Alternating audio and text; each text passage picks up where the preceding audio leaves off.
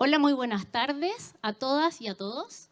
La Fundación Economía y Administración de la Pontificia Universidad Católica de Chile les da la más cordial bienvenida a este conversatorio en el que realizaremos hoy con nuestra invitada especial, Evelyn Matei, a quien le damos muchas gracias por estar aquí hoy.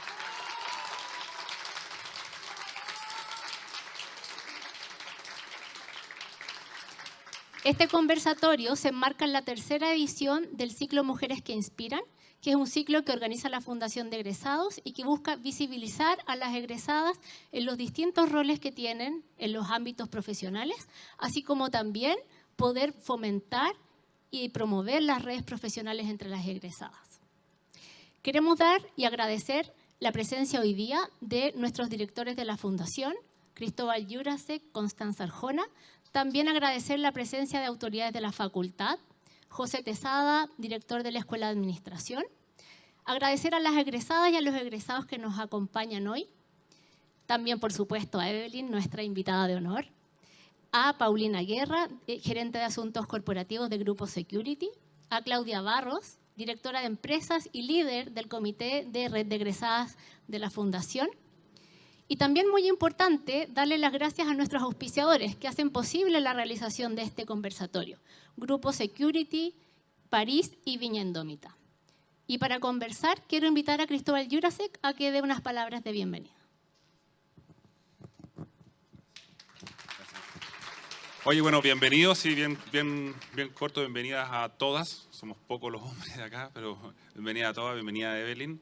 Estamos muy contentos de poder seguir haciendo eventos y cosas que conecten a la red de egresadas y egresados. Y me toca presentar a nuestra invitada. Evelyn es licenciada en Economía de la facultad. Ha sido alcaldesa, profesora, bueno, sigue siendo alcaldesa, perdón. Diputada por 2 distritos distintos, senadora por otro distrito, presidenta de la Comisión de Hacienda. No sé, hace su propia ropa. Es un ejemplo a seguir y estamos súper contentos de que esté acá, así que no quiero latearlos más. Muy bienvenidos y ojalá participen en todas las actividades que estamos haciendo en la Fundación.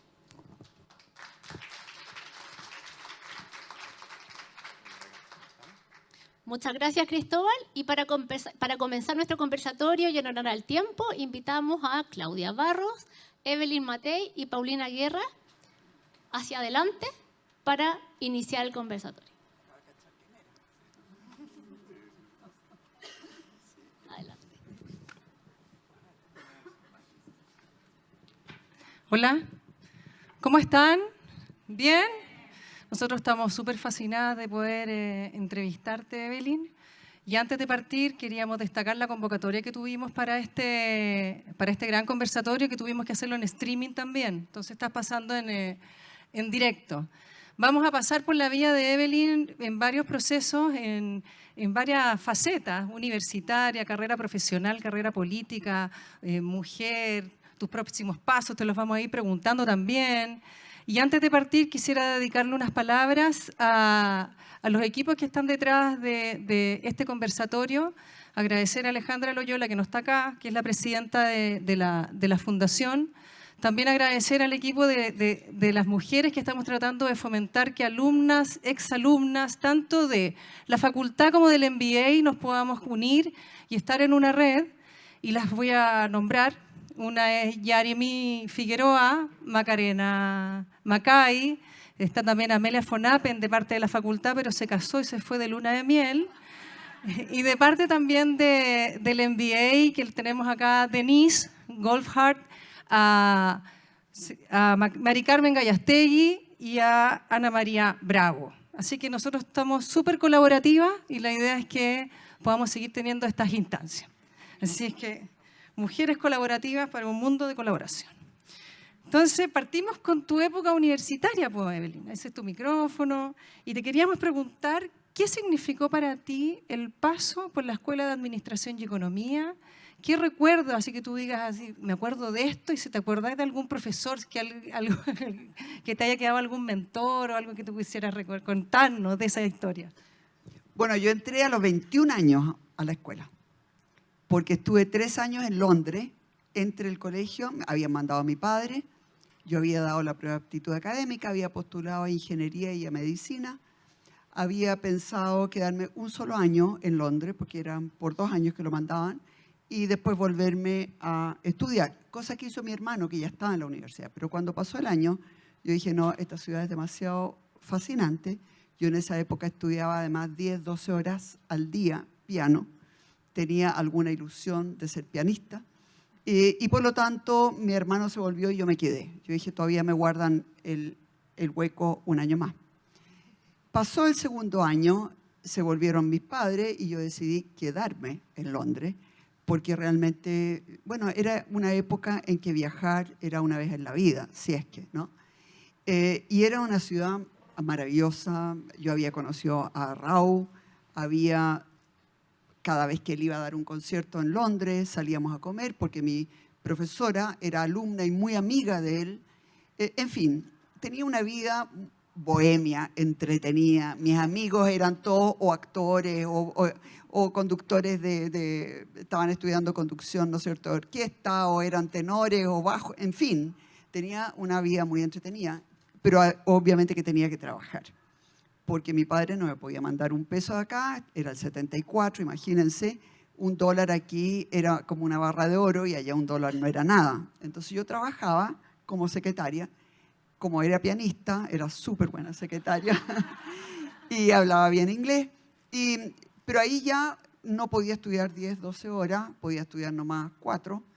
Trabajaba hasta las 3 de la tarde y ahí me di cuenta que no iba a llegar a ningún lado en el piano y decidí, con una pena en el alma, volverme a Chile. Volví a dar la prueba, pero esta vez yo dije medicina, 7 años, más 2 en regiones, más 2 de especialidad, voy a terminar de abuela, ya tenía 21 años. Y un amigo mío que estudiaba ingeniería comercial en la Católica me llevó a una clase, me encantó, y yo dije, 5 años, esta es la mía. Yo les quiero decir que estudié economía por corta. Así de bruta era yo. Bueno, además a mí me gusta todo. Me gusta todo, o sea, yo hubiera sido feliz como médico, hubiera sido feliz como ingeniero, sería feliz como paisajista, sería feliz, la verdad. Pero economía, al principio, lo encontré una lógica que me cargó. La encontré egoísta, la encontré dura, la encontré como que reducía al ser humano a una sola calidad, hasta que me empecé a dar cuenta que en realidad no, que era una herramienta súper poderosa para tomar decisiones. Me empezó a encantar. Y hubo 2 profesores, tuve grandes amigos y amigas, y los sigo teniendo, pero las 3 alumnas más destacadas éramos 3 mujeres. La Manuelita Ureta, que después hizo un doctorado y se quedó en Estados Unidos. La Maruja Sarkovich, que también hizo un doctorado y también se quedó en Estados Unidos, y yo. Y nosotros trabajábamos mucho con un profesor que se llamaba Hernán Cortés, que era de monetaria. Hicimos un texto de monetaria junto con él. Nos llamaban Las Ángeles de Charlie. Éramos las 3 mujeres con él. Y el otro que me marcó muchísimo, obviamente, que de quien también fui, hubo otros 2 más que me marcaron mucho. Y de ambos fui ayudante. Yo hacía de 2 a 3 ayudantías porque yo me pagaba la universidad. Imagínense, después de haber vivido sola en Londres, volver a vivir en casa y que el papito te pagara todo era como una humillación. Entonces yo insistí a ser lo más independiente posible, así que en los primeros años hacía de 2 o 3 ayudantías por semestre. Después ya empecé a trabajar mediodía en un lado, mediodía en el otro, seguía estudiando y de verdad me pagué yo mi universidad. Pero los otros 2 fueron Ernesto Fontaine, a quien quise enormemente, enormemente. Y también Sebastián Piñera, que fue profesor mío en aspectos reales del comercio internacional. Al semestre siguiente yo fui su ayudante, después ya me fui con él y entonces trabajaba a veces, o sea, trabajaba a mediodía con Sebastián Piñera en la CEPAL como ayudante de investigación, trabajaba a mediodía también con Hernán Cortés en temas de monetaria y al mismo tiempo tenía tiempo para pololear, lo pasé bomba. Lo único que empecé los estudios en la facultad de aquí de los Dominicos. Me iba caminando, todavía vivo en esa misma casa, muy cerca. Pero me pasó que yo venía de Londres, había vivido sola y sentí que era como una escuela particular. Entonces me empecé a asfixiar, era muy chiquitita, muy como homogénea, así que me fui a hacer álgebra 2 y cálculo 2 en ingeniería. Casi me muero, me hacían rotar, no sé, elementos y sacarle las integrales. Miren, durante un semestre no estudié nada más que matemática, todavía me acuerdo del Piskunov y de, mira, una fue, pero los pasé los dos. Y lo pasaban más o menos el 30% de los alumnos en esa época de ingeniería. Así que me saqué la mugre, pero la verdad es que fue, bueno, y después ligerito ya la escuela se cambió. En mi época se cambió a San Joaquín y ahí yo empecé a sentir que era una vida más universitaria, más plena, había mucha variedad de cosas. Así que fue una época de gran cariño, de grandes amigos, pero sobre todo que me marcó enormemente, porque eso que al principio me chocó, después sentí que era muy poderoso y me ha ayudado toda la vida. Oye, muchas gracias, porque me contestaste la segunda pregunta en el desarrollo, que era básicamente es cómo ha aportado para ti el sello de la Facultad de Ingeniería y Economía de la Universidad Católica en tu carrera profesional y política. No, ha sido fundamental. Ha sido absolutamente fundamental, porque yo siempre he sentido, del paso de la universidad, que sé que uno hace bien las cosas en economía, puede tener mayor equidad, puede tener mayor crecimiento, puede tener mayor esperanza en el futuro del país. Y eso nos puede convertir en un país más tranquilo, más seguro, un país en que puedan vivir nuestros hijos, nuestros nietos. Y de hecho, mientras hicimos bien las cosas en economía, ustedes ven cómo se crearon instituciones, cómo se crearon, y yo recuerdo cómo empezaron a llegar los alumnos de vuelta, básicamente de Chicago, habían algunos otros que habían ido a Harvard, MIT, etcétera, pero la verdad es que empezaron a mandarlos a enseñar economía, a Concepción, a Punta Arenas, a Antofagasta, empezaron a tomar roles y empezamos a cambiar Chile. Y mientras se han hecho bien las cosas en economía, la verdad, y también se hicieron en forma, yo diría, bastante seria en política, nuestro país, ustedes ven cómo se despegó del resto de Latinoamérica. Y yo siempre he sentido que las cosas bien hechas, el rigor, el mirar cómo otros países, cuáles son las reglas del juego, cómo la actitud de la gente varía cuando tú cambias las reglas del juego, que es todo lo que, ¿no es cierto?, aprendemos en la facultad. Todo eso es lo que me ha llevado a, lo que me ha inspirado en toda la carrera, ese ha sido el faro. Muchas gracias, Evelyn. Pauli, tu turno.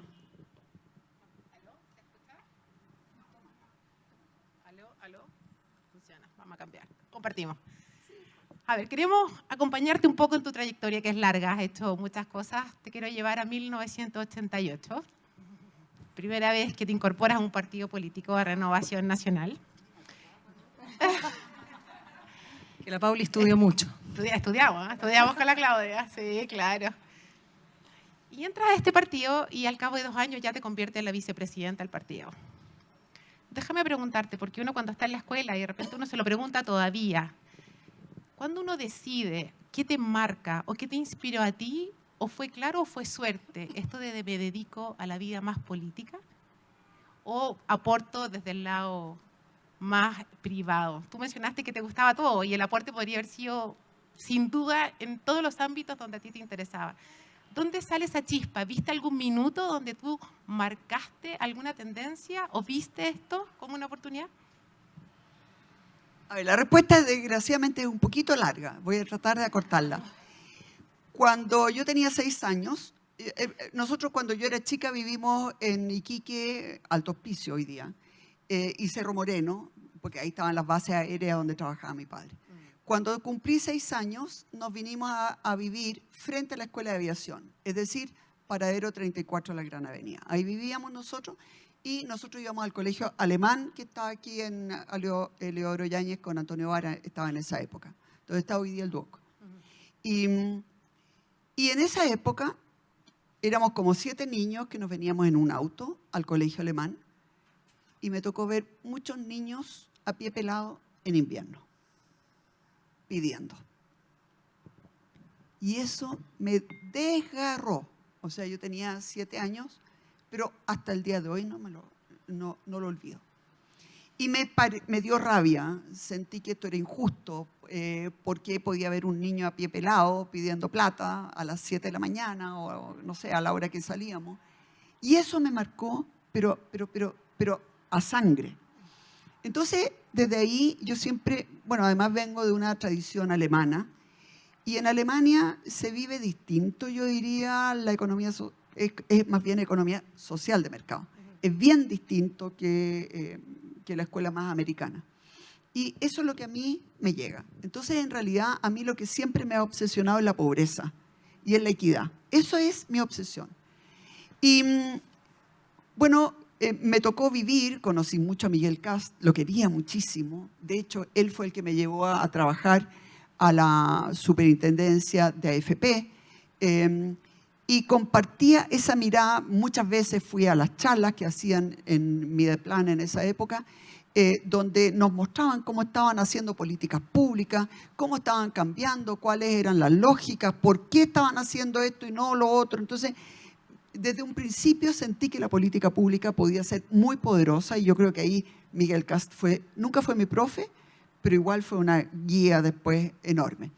Y entonces empezó a llegar ya al fin el gobierno militar y lo que yo sentía es que el gobierno militar podía haber cometido muchos errores en muchas cosas, pero en la política económica de verdad había hecho un cambio fundamental y en la política también institucional. Y entonces empezó a haber como reuniones entre economistas de distintos signos respecto de qué es lo que venía. Y en una de esas apareció un político, Andrés Alamant, me vio, necesitaban alguien que fuera a hablar de economía a este programa con la Raquel Correa y Roberto Pulido, y yo, pero aterrada, porque yo siempre había pensado que había que ser loco para darle una entrevista a la Raquel Correa, y ahí estaba, además en vivo, y al día siguiente de ese programa salí a la calle y me di cuenta que todo el mundo me conocía. Fue una cosa increíble. De hecho, me acorté la falda para que la gente mirara las piernas y no mirara la cara, de verdad. Fue una cosa increíble. Entonces, bueno, llegaron ya la época me pidieron y yo siempre pensé que yo iba a asesorar en economía, porque me molestaba que prácticamente todos los políticos eran abogados. Y lo que yo sentía es que era la economía, la sana economía, la que hacía la diferencia en un país. Eso era lo que hacía la diferencia. Y de repente me vi por una casualidad de candidata y aquí estoy. Pero en realidad mi tema siempre ha sido la equidad y la pobreza. Eso es lo que me ha movido siempre. Oh, genial, o sea, fue una decisión más que una casualidad. ¿Lo leemos La así? casualidad fue que fuera candidata, porque en realidad fue tal cual. Estábamos en una reunión entre varios ahí que estábamos en la política y yo me di cuenta que para influir, había que estar en algún partido político y me interesaba influir en materia económica para que ojalá se hicieran bien las cosas. Y alguien empezó a decir, pucha, qué pena, no tenemos candidato en Las Condes y es un distrito tan importante desde el punto de vista de la opinión pública. Y yo dije, pero ¿y por qué no tenemos candidatos? Sí, no, porque está Joaquín Lavín instalado haciendo campaña hace 8 meses ya. Ahí yo dije, tienen miedo de perder. Por la boca muere el pez. Y me dijeron, ¿y a ti no te importa perder? No, pues le dije, entonces anda, pues, voy, pues. Así fue, así fue. O sea, fue una cosa como de que nadie más la quería tomar. Y la tomé yo pensando que iba a perder. Y aquí estoy. Genial. Y así varias oportunidades has tomado. Hemos visto, recorrido tu carrera. Te conocemos como diputada, senadora, profesora también. En fin, yo creo que... Profesora de matemáticas me marcó mucho. Yo Aprendí te iba a mucho. preguntar, supe que hiciste clases en la comuna de Pedro Aguirre Cerda. Un año completo. Primero y segundo medio. Un primero y segundo medio, Sé que un año tuviste completo. 45 alumnos. 45 alumnos. Cuéntanos, ¿cómo fue eso? Yo en realidad quería salirme de la política y fundar un colegio. Mis hermanos y yo éramos 5 hermanos, mi papá comandante, yo además tuve clase de piano con la mejor profesora de Chile, la señora Elena Weiss, pero yo estaba becada en la Escuela Moderna de Música y los 5 hermanos estábamos semi-becados. Obviamente mi padre no podía pagar el full por los 5. Por lo tanto, yo desde siempre tuve conciencia de que tenía un privilegio muy grande, que estaba obteniendo una educación de mucha excelencia, tanto en lo artístico como en matemáticas, en todo lo que significa. El colegio alemán era un muy buen colegio, no sé cómo está ahora, pero era un colegio excelente. Yo les quiero contar, por ejemplo, en 7º básico, llegó un profesor de Alemania, nos hizo sacar un papel y nos dijo, ya, escriban, Guillermo Tell, ¿héroe o asesino? Y uno tenía que fundamentar por qué era héroe o asesino. Nos hacían pensar, nos hacían tomar decisiones, nos hacían entender que uno podía cambiar de opinión si que te daban, bueno, en fin, tuve mucha suerte con mis profesores en todo. Entonces yo quería devolver eso, con un colegio de excelencia. Entonces la idea era salirme del ministerio, bueno, entre medio salió esta candidatura, que yo sabía que iba a perder, pero mi sueño era fundar un colegio y no lo pude preparar a tiempo justamente por la candidatura. Entonces decidí irme a hacer clase para aprender. Y la verdad que aprendí muchísimo. Primero, que el talento está muy repartido. Tuve alumnos brillantes, brillantes. Pero lo que no está repartido es el apoyo familiar. Chiquillos que eran, pero de verdad, impresionantes, pero se perdieron porque su padre o su madre no se lo creían. Y yo le decía, te quiero en ingeniería, pero además en la Católica, en la Chile, en la Santa María, no en la Universidad de los Tres Chanchitos, le decía yo. Varios de ellos llegaron y hoy día todavía me lo agradecen, pero varios se quedaron ahí porque, o sea, a ver, no es que se hayan quedado ahí, pero por ejemplo, estudiaron una carrera cuando podrían haber optado a una carrera y les hubiera ido fantástico, pero no tienen los apoyos, no se sienten, están desconectados. Entonces la verdad es que aprendí me acuerdo perfecto que había un chico que era maravilloso y que a la 3ª clase me di cuenta que de verdad cachaba todo al tiro en matemática. Y lo comenté y alguien me dijo, sí, pero están no sé qué cosa. No lo voy a repetir porque me chocó. Entonces yo después le decía, oye, tú anda y le explicas a los alumnos acá mientras yo... Y se empezó a sentir empoderado. Y hoy día es ingeniero de la Chile. Ingeniero de la Chile. Pero la falta de oportunidades en Pedro Aguirre Cerda es para llorar. Para llorar. Y les quiero contar otro caso. La semana pasada fui a escuchar a una niña que cantó Richard Strauss, las últimas 4 canciones, en el Municipal. A esa niñita yo la conocí a los 12 años en Coquimbo. Me acuerdo que alguien me llamó y me dijo, ¿puedes escuchar a una niñita de 12 años? Yo le dije, no, voy camino al aeropuerto, en fin. No, y le dije que venga la próxima semana. No, es que vive al interior, es súper difícil que venga, por favor, ven al tiro. Bueno, con riesgo de perder el avión, pasé. Le dije, tengo 2 minutos. ¿Qué canta? Ópera. ¿Cuántos años tiene? 12. Yo dije, ya. La escuché 10 segundos, me di cuenta que era extraordinaria. Me vine para acá, busqué profesores, entre varias personas, de alguna manera logramos que cada 15 días viniera los fines de semana. Cuento corto, esa niñita cantó Mimi, la Bohème, en el Royal Opera House ahora en febrero. Royal Opera House, la mejor compañía, digamos, y el mejor teatro de ópera del mundo, chilena, de Coquimbo. Pero fue porque hubo una serie de coincidencias en que distintos grupos, porque después la becó la sociedad, digamos, en fin, no les voy a contar todo el cuento. Tanto talento que se pierde por falta de oportunidades. Es que ustedes no se imaginan No hay nada que llene más el alma que lograr que una chiquilla o un niño con talento salga adelante. Pero de cada 100 que tienen talento, o sea, esto de que me vengan a decir de la meritocracia, perdón, pero no existe. No existe, porque no tienen las oportunidades. Y eso provoca rabia, y eso provoca impotencia, y eso provoca finalmente violencia. Tenemos demasiado que recorrer en esa materia. Ahora, déjame preguntarte a ti, mencionaste una palabra, apoyo. ¿En quién se apoya Evelyn Matei En todos. este camino? Pero danos una papita. No, yo me Alguien apoyo. tiene que estar ahí. Yo soy una fresca. Yo armo muy buenos equipos y delego todo. De verdad, hemos armado muy buenos equipos. Yo al principio me meto muchísimo. Y veo quién sirve, para qué. Trato de lograr que se quieran unos con otros, porque me acuerdo que yo fui también ayudante de... Era el A100, no me acuerdo cómo se llamaba, era algo así como... Ya, pero era como de personal. Administración de personal. Administración de personas o algo así. Y nadie le daba boleto a ese ramo. Y me he dado cuenta que es lejos lo más importante en la vida.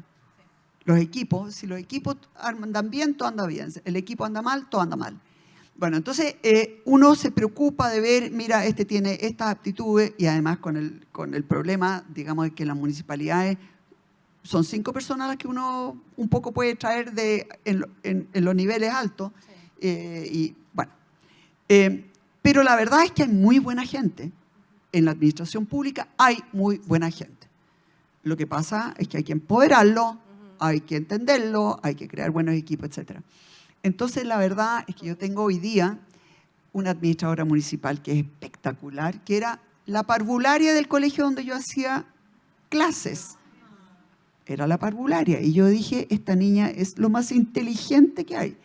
A esta altura sabe de finanzas, sabe de leyes, sabe mira, es un genio. Y era la educadora de párvulos del colegio. Entonces, uno en los lugares más increíbles encuentra talento. Y yo además me gusta mucho trabajar con gente que es la primera profesional de su familia. Cuando llegan arriba, cuando logran llegar arriba, le ponen el alma en lo que hacen. Y la otra cosa es que ven cosas que yo no veo. Me acuerdo, por ejemplo, que un día yo dije... No, si Chile es un país, somos muy mentirosos, dije yo, y muy frescos. Y la verdad es que ¿cómo puede ser que el 60% de la gente esté entre el 40% más pobre? Bueno, nos fuimos y uno de ellos después se acercó y me dijo, mira, alcaldesa, mi padre tuvo que decir que ganaba menos de lo que ganaba, porque si no yo no hubiera podido estudiar. Esas cosas... Si uno se rodea de pura gente que nació en Las Condes, que vive en Las Condes, que estudió en Las Condes, no las ve. No las ve. Y por eso que yo siento, digamos, que esta mezcla y el tratar de rodearse, o sea, que hayan mujeres en los directorios, que hayan personas que por primera vez en su familia llegan a ser, es fundamental. Nosotros tenemos que ir creando la meritocracia. Hoy día no existe. Hoy día uno mira a los directorios, todos han estudiado en los mismos colegios, todos han estudiado en las mismas universidades y todos ven la misma realidad que es la realidad de Las Condes, Vitacura y La Barnechea. Pero ustedes ven después los resultados del plebiscito en estas 3 comunas y ven el resultado del plebiscito en el resto del país y nos damos cuenta que estamos totalmente desconectados del resto del país. Claudia. Estoy tan entretenida que no quiero preguntar. Vamos. Lo que pasa, perdón, es que eso además me ayuda sí. por el hecho de que yo también vivía en Gran Avenida. Sí, y viví distinta, o sea, yo puedo entrar a una... O sea, yo me muevo de un mundo al otro y paso de un mundo al otro con total naturalidad. Y claro, yo el primero básico lo hice en la escuelita pública de Cerro Moreno. Claro. Y eso es... Y jugaba con los otros chicos en Gran Avenida y me siento súper orgullosa de eso, porque creo que es lo que me ha ayudado a tener como una visión un poquito más amplia. Más integral. Hablemos Ella de los... también es hija de aviador. ¿Sí? Y su padre era mi jefe en Londres. Ah, mira. Sí. Y cuando yo era secretaria, el papá de ella era mi jefe. Mira, qué orgullo tenerlas acá. A quien queríamos. El quiero reencuentro. mucho. Nos queremos sí. mucho. Oye, Evelyn, ahora pasemos a un tema que son los desafíos, las dificultades del rol. O sea, hacer carrera, sobre todo, y hablaste recién de los directorios, nosotros somos algunas con harta experiencia, otras con menos. Y a las mujeres, sobre todo, que aquí que es un foro más de mujeres, algunas nos cuesta más, otras nos cuesta menos, pero siempre hay dificultades por el género. En política, en el mundo político que tú te has movido, ¿cuáles son las dificultades que tú crees que se enfrentan o te enfrentaste tú por el hecho de ser mujer? Porque en esa época, muy fuerte, y eso por un lado, y por otro lado, tú crees en el fondo en la equidad, no estoy hablando de la igualdad, No, en la equidad de género en el ámbito en el cual tú te manejas. A ver, primero, cuando entré a la política, de 120 diputados, éramos 7 mujeres. Y sucedía, digamos, de que tú llegabas a una reunión y te informaban que el jefe de bancada era tal y tal. Y tú dices, ¿cuándo se juntaron? ¿Quién decidió quiénes eran los candidatos o las candidatas? Nada, tú nunca sabías, porque en realidad, claro, yo ya tenía 3 niños, o 2 primero, después nació la tercera, pero la verdad es que las decisiones las toman los hombres después del partido de fútbol, tomándose una cerveza. Uno no está ahí, y no quiero estar ahí. Pero además, cuando yo entré a la política, me invitaban solamente con otras mujeres a los foros, en general, y hablar de aborto y de divorcio. Y yo había estudiado economía, y mi pasión era la pobreza, mi pasión era el desarrollo, mi pasión era cómo hacer buenas políticas, y me empecé a dar cuenta que me estaban poniendo en un rol del cual yo después no me iba a poder salir. Entonces empecé a decir que no a esos programas y decir, mira, ¿sabes qué más? Estas personas saben más que yo de estos temas. Lo mío es la economía, si quieres invitarme de economía no tengo ningún problema, y si quieres que vaya con un hombre tampoco tengo problema. Pero la verdad es que yo me daba cuenta que al principio, o sea, cuando yo hablaba en la Comisión de Hacienda, era súper respetado. Pero afuera era como que yo hablaba porque Jorge, mi marido, me lo soplaba. Me costó 7 años como diputada, hasta que finalmente me invitaron a un programa con Ominami a hablar del presupuesto. Y ahí yo dije, lo logré. 7 años. Entraba una persona que había estudiado para contador auditor y era declarado especialista en economía. Y yo no. Y así era la verdad. Y la verdad es que todo costaba, pero 3 o 4 veces más. Y yo no era cualquier diputada, y yo no era cualquier senadora tampoco. Pero, por ejemplo, yo estuve 13 años en el Senado. Debemos haber sido 8 senadores de la UDI. Yo nunca fui jefa de bancada, porque nunca supe cuándo tomaban la decisión. Al final, yo lo agradecía, porque era tomar una responsabilidad más. Entonces uno como que lo agradece, pero al mismo tiempo le da rabia. Porque por último me lo podrían haber ofrecido y yo podría haber dicho no, gracias. Es distinto a que ni siquiera te considero. Bueno, pero el tema es que a las mujeres nos cuesta muchísimo más que... tantas reuniones que me acuerdo en que yo daba una opinión, alguien me interrumpía porque hablaba más fuerte. A los 20 minutos, fulanito decía exactamente lo mismo que había dicho yo. ¡Oh, qué inteligente Roberto! ¡Oh, qué inteligente Roberto! Y uno dice, bueno, pero es que ni siquiera te escucharon. Oye, y en base a eso mismo, porque cuando uno está en estas situaciones, el hombre que habla fuerte, que es asertivo, es súper inteligente, y la mujer es mandona, ¿ya? Porque hay juicios detrás. Y esos juicios finalmente... Y si la mujer se enoja, es histérica. También. Y esos juicios yo creo que se han ido mejorando cada vez menos, creo que hay harta educación. Que había un cambio increíble. Que se ha generado, pero pero falta mucho. ¿Cómo has sido tú? Tú tienes un estilo que a mí me encanta, eres franca, directa, asertiva. ¿Cómo ha sido ese proceso o cómo has desarrollado esa parte de tu liderazgo en el cual, me dijiste, me demoré 7 años? ¿Cuál fue el punto de inflexión que tú dijiste, ¿Es un cambio de ellos, mutuo, es colaborativo? No, en un momento decidí que si yo no era capaz de ser dura y pesada, me iban a pasar encima una y otra vez. Y me acuerdo que decidí en algún momento Tomaste la aprender a decisión. ser dura y pesada, porque tuve que aprenderlo. Y me acuerdo que lo ensayaba. Te Lo miraba en el ensayaba. espejo. Y la primera vez que fui dura y pesada, yo dije, ¡ah, bien! Lo malo que después pasó a ser parte de mi forma de ser. De tu característica. Claro, Sí. y ahora he tenido que volver un poco porque yo siempre en realidad me ha gustado pasarlo bien y siempre Sí. siempre he sido súper matea y súper trabajadora y estudiosa y todo. Pero al mismo tiempo me gusta gozar la vida, me gusta el piano, me gustan las cosas lindas, me gusta comer bien, me gusta tener amigos.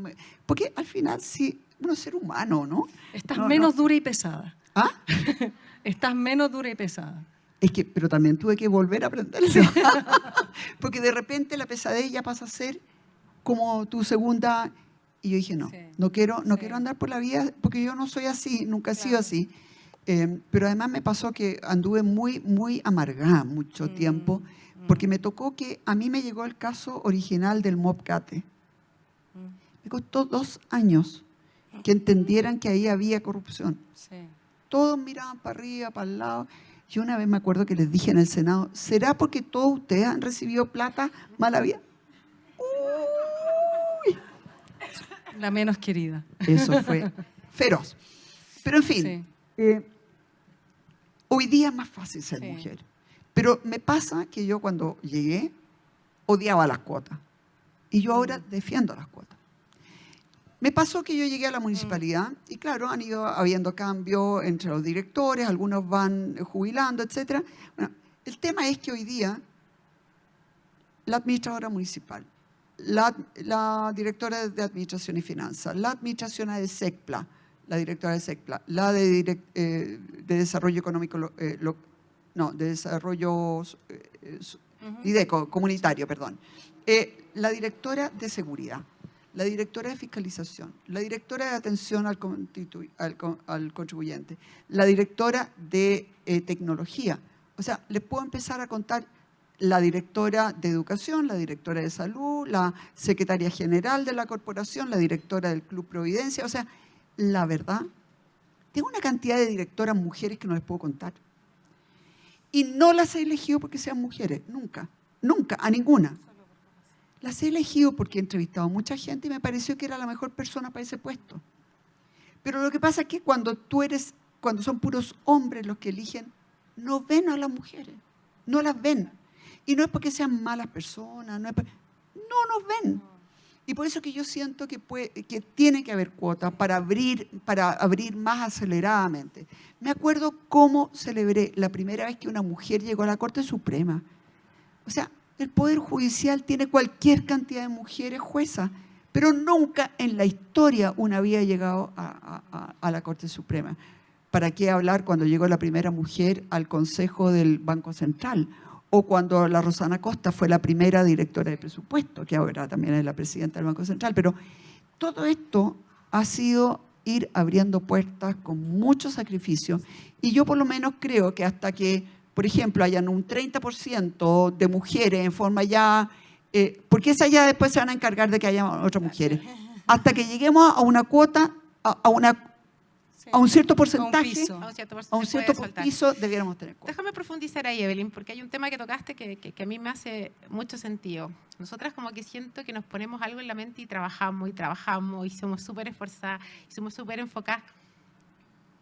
¿Cómo es tu día? ¿En qué minuto Evelyn disfruta? Nos mencionaste que te gusta pasarlo bien. ¿En qué minuto Evelyn tocará piano todavía? ¿En qué minuto Evelyn se encuentra con Evelyn y deja esta plana de alcaldesa, de agenda, de entrevistas hoy día?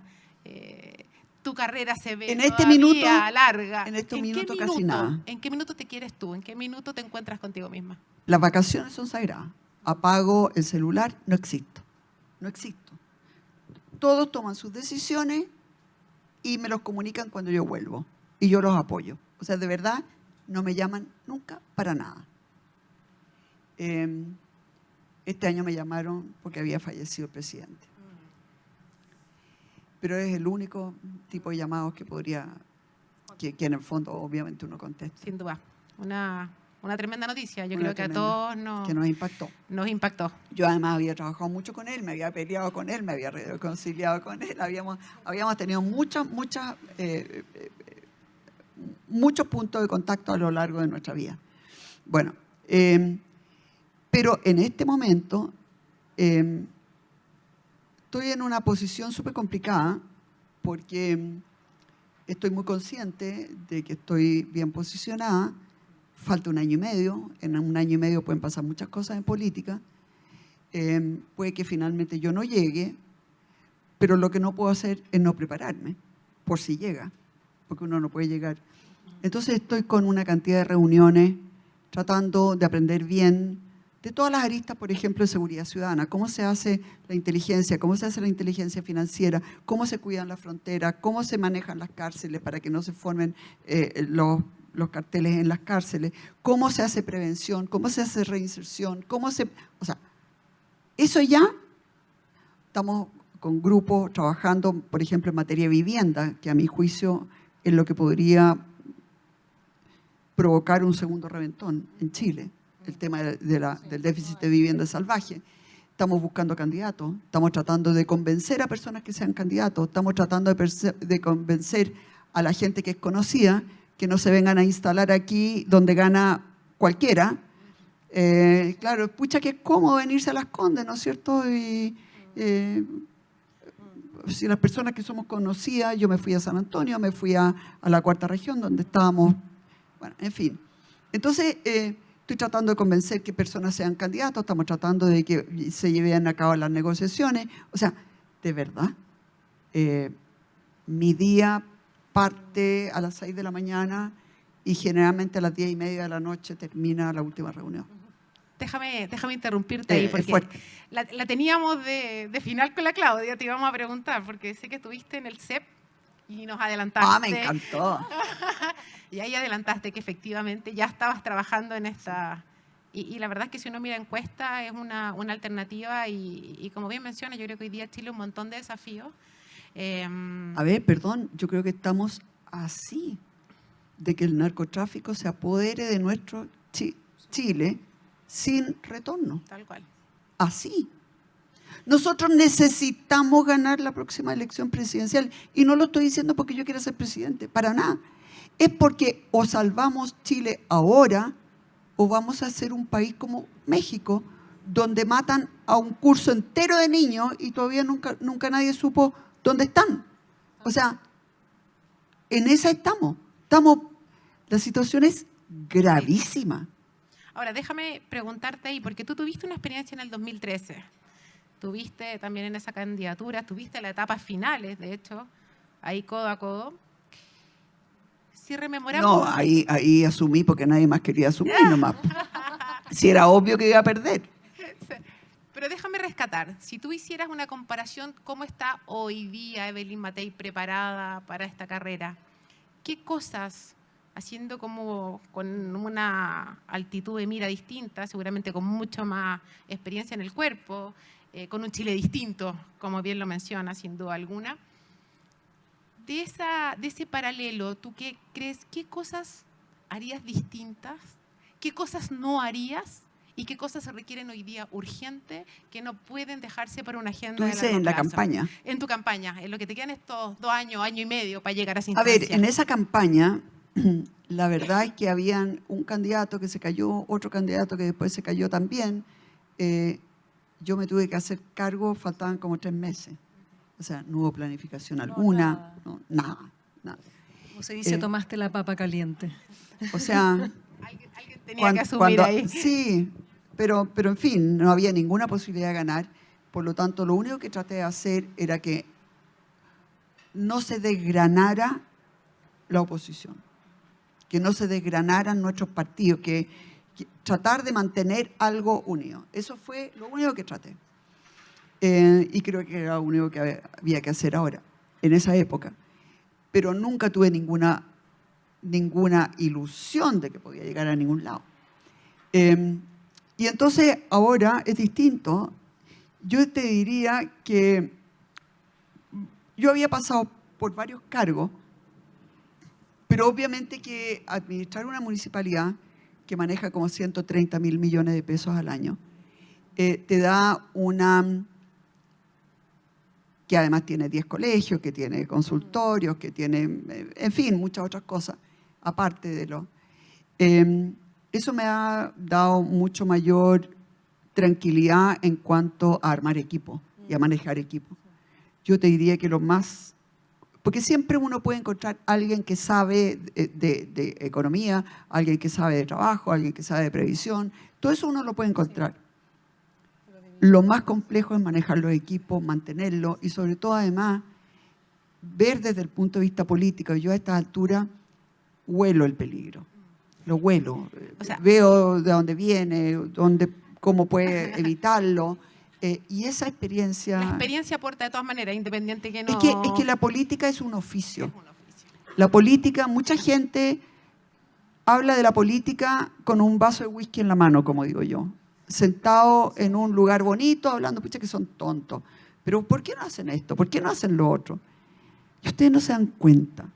Me acuerdo además, cuando yo era ministra, varios cabritos chicos venían al ministerio y yo les decía algo, es que yo soy técnico, no soy político. Y me acuerdo que uno me traía un paper y yo le dije, ¿tú me estás tratando de decir que el efecto secundario es mayor que el efecto primario? Y me miró. Y yo le dije, ¿dónde estudiaste? Había hecho un posgrado no sé dónde. Yo te hubiera rajado, le dije. Esto es una forma tramposa de tratar de parar una política pública. Fuera de acá. Entonces, sí, yo puedo ser muy dura. Muy dura. Pero lo que les quiero tratar de decir es que la política, uno sabe cuál es el first best. Y tú te das cuenta que el first best es una bomba atómica. No la puedes proponer. No la puedes proponer. Y tú te das cuenta que tú tienes que llegar para allá. Pero si tú no convences a este, y a este otro, y a este otro más, y a este otro, cualquiera, de repente, porque aquí no hay dueño, no hay nadie que mande. No hay ni siquiera el presidente del partido, nadie que mande. Todo el proceso de convencimiento, de toma de decisiones, de ver cómo lo presenta ante la... Eso es un arte que se aprende haciendo. Entonces, a mí nada me da más rabia que cuando uno ve gente que habla desde la comodidad, como que todos los políticos fuéramos corruptos o tontos o incapaces, que no nos damos cuenta que hay que hacer lo obvio. Es obvio que esa alternativa es muy buena, pero no se dan cuenta que es inviable. Miren lo que le pasó a Kast. Ganó la convención, tenía todo para hacer. Lo único que había que hacer era cambiar el sistema político, lo único. Porque con 21 partidos, Chile es ingobernable. Pero la falta de experiencia de los que estaban ahí, le empezaban a meter, parecía un árbol de Pascua. Y además se metían con las 3 causales. Sí. Bueno, y terminamos perdiendo, porque hoy tenemos el mismo sistema que era lo que había que cambiar. Entonces, la verdad es que, cuidado, la política es algo que se va aprendiendo, en que tú te tienes que haber caído, haber levantado, haber visto cómo este otro se cayó y no logró levantarse, y por qué no logró levantarse. Y es una cosa súper, súper compleja, porque justamente no hay un dueño. No hay nadie que diga, ok, aquí se corta el queque. No, tú tienes que ir convenciendo uno por uno. Es muy duro, muy duro. Ahora, muy fascinante cuando tú logras efectivamente avanzar. Y Chile ha logrado avanzar mucho. Claro. No, cuando tienes claro tu propósito, además. No, y así así te vemos. Absolutamente distinta de lo que fue esa primera posibilidad. Evelyn, nos quedaríamos conversando toda la noche. La verdad es que, mira, no hemos perdido una mujer aquí se mueve. interesada. Pero bueno, ya estamos terminando. Te quiero invitar a soñar. Mencionaste algo, me dijiste las vacaciones mías son sagradas. Yo creo que las próximas vacaciones vamos a tener que disfrutarlas, porque yo creo que de ahí en adelante esa carrera política te va a consumir el tiempo. Soñemos esas vacaciones, Evelyn. ¿Dónde te irías en las próximas vacaciones? A Bali, donde nadie me conozca. Donde Segunda- pueda estar en la playa, en un lugar maravilloso, con muchas plantas, con muchos pájaros, sola con mi marido y sin que nadie me conozca. Esa era la segunda pregunta. ¿A quién vamos a invitar? ¿A Jorge nomás? Jorge nomás. ¿Y qué no puede faltar en esa comida, en ese gusto, en Bueno, ese... en Chile lo que más me gusta son los erizos y la chirimoya. Y allá no sé qué habrá. Bueno, ojalá Pero de me verdad- gusta en general las cosas nuevas, me encanta probar cosas nuevas. Oye, Evelyn, de verdad ha sido un gusto, un privilegio para todas Privilegio nosotras tenerla, sí. haberte conocido tan de cerca. Te tenemos un regalito, es un detalle, pero lo que pasa es que queremos verte más seguido. Es para que, no sabemos que elige su ropa, que hace su ropa, pero los maquillajes no. Y esta es una cosa maravillosa, muchas gracias, muchas gracias. Gracias por compartir con nosotras. El mayor de los éxitos. Nos es lo faltaron que como viene. 10 preguntas, pero no importa, se las hacemos otro día. Un mensaje final. Un mensaje final para nuestras egresadas. ¿Quieren hacer alguna pregunta? Yo no- Ah, no, es que nos dice aquí... 5 minutos. Ya, 5 minutos, listo. ¿Quién quiere hacer una pregunta a Evelyn? Hola, muchas gracias por esta tan interesante conversación. Soy Paula Loyola, egresada hace muchos años atrás, pero quería, por todo lo que te admiro y porque realmente me encantaría que pudieras ser la próxima presidenta de Chile, quería hacerte una pregunta un poquitito incómoda. Y justamente pensando en el tema que nos acabas de comentar, de cómo funciona la política. Yo creo que tú tienes una trayectoria que te avala enorme y con hechos concretos que todos conocen. Y por eso las ganas de irte a Bali. Pero a pesar de eso, también tiene una historia familiar que de alguna manera uno no elige. ¿Cómo piensas abordar el hecho de poder, porque convencer a nosotras, las egresadas de la Católica, a la gente derecha, a la que vive en Las Condes, a los que estamos acá, no es tan difícil? ¿Cómo convencer a la gran mayoría quizás de chilenos que piensan que el gobierno militar fue malo para Chile, fue una dictadura mala y del cual tu papá fue parte? ¿Cuál es ahí el argumento político? Yo creo que no hay nadie en este momento en Chile que no sepa que mi padre estuvo en la Junta y hoy día estoy súper validada. No veo que yo tenga que empezar a dar explicaciones. Yo era una niña, mi padre es mi padre, yo soy yo, mis hijos son mis hijos y lo que eso hacen ellos son los responsables y no yo. Así que no veo que eso sea un tema. Yo por lo menos no voy a aceptar que sea un tema porque yo no, las decisiones mías son mías y las decisiones de otros son de otros. Excelente, gracias.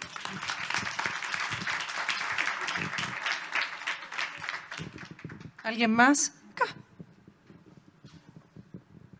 Hola, gracias, Evelyn. Ha sido muy interesante. Una consulta. Perdón, no te entiendo. Marisol Arriagada. Quería preguntarte, ¿cuál es tu visión, Evelyn, de un poco? Sí, ¿cuál es tu visión? Sabemos que hay muchas fracturas en el país, divisiones, y también que hay un tema latinoamericano con todo el tema de la violencia, de la droga. Nuestros desafíos creo que no se pueden aislar de los desafíos de la región. ¿Cómo ves tú ese tema? ¿Cómo ves tú cómo va la región latinoamericana y cómo, en el fondo, como líder o como presidenta, crees tú que se puede abordar este tema también desde una perspectiva más global? No estoy clara de haber entendido bien la pregunta, pero En el tengo tema- entendido. Tú dijiste que uno de los desafíos importantes era el tema de la seguridad también, ¿cierto? O sea, es uno de los temas importantes, ¿no? En el país. Y a la vez hay muchas fracturas. Entonces yo veo que ese tema no es solo local, como que también hay toda una dinámica que se está dando en Latinoamérica, que es compleja.